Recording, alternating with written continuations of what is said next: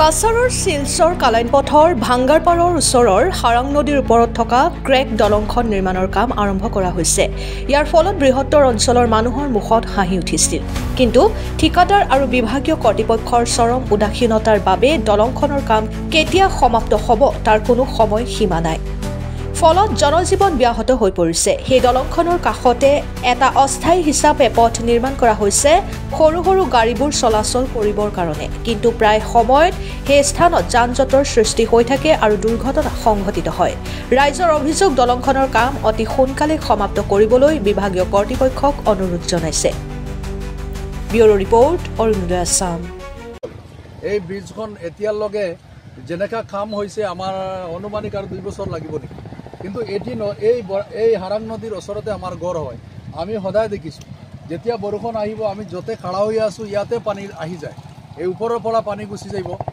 সেইটো কাৰণে আমি এটা অনুৰোধ জনাইছোঁ আমি ঠিকাদাৰ বা ডিপাৰ্টমেণ্টৰ মানুহক, যদি সোনকালে ব্ৰিজখন হৈ যায় আমাৰ অলপ সুবিধা হ'ব। আৰু নহ'লে কিন্তু বৰষুণ যেতিয়া আহিব এই কামখন আৰু নহ'ব।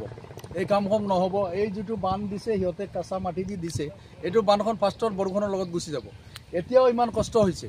এতিয়া আমি গাড়ী লৈ ৰাতিপুৱা এক্সাম দেৱালৈ ছোৱালী ল'ৰাবিলাক ষ্টুডেণ্টবিলাক টাইমতো স্কুলত পচিব নোৱাৰে।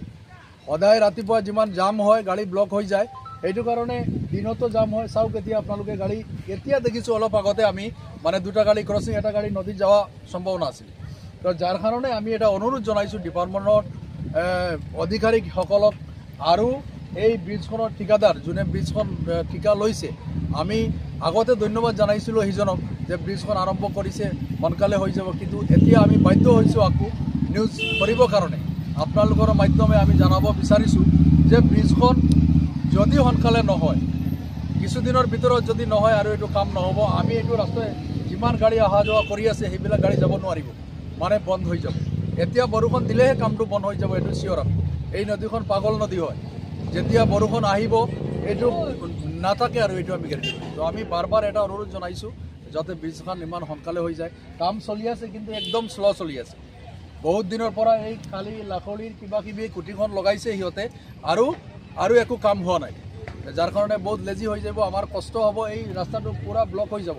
চাওক আপোনালোকে এতিয়া 2টা গাড়ী ক্ৰছিং কৰিব নোৱাৰে, সদায় জাম হৈ থাকে। প্ৰত্যেক মানুহৰ টাইমৰ হেৰি আছে, তো টাইমৰ স্কুলত ল'ৰা ছোৱালী যাব পৰা নাই, এনেকুৱা হৈ গৈছে। আৰু ক'বলৈ একো নাই। আমি এটা ৰিকুৱেষ্ট কৰিছোঁ এই নিউজৰ জৰিয়তে এই ব্ৰিজখন যেনেকুৱা সোনকালে হৈ যায় আমাৰ এটা অনুৰোধ ৰাখিছোঁ।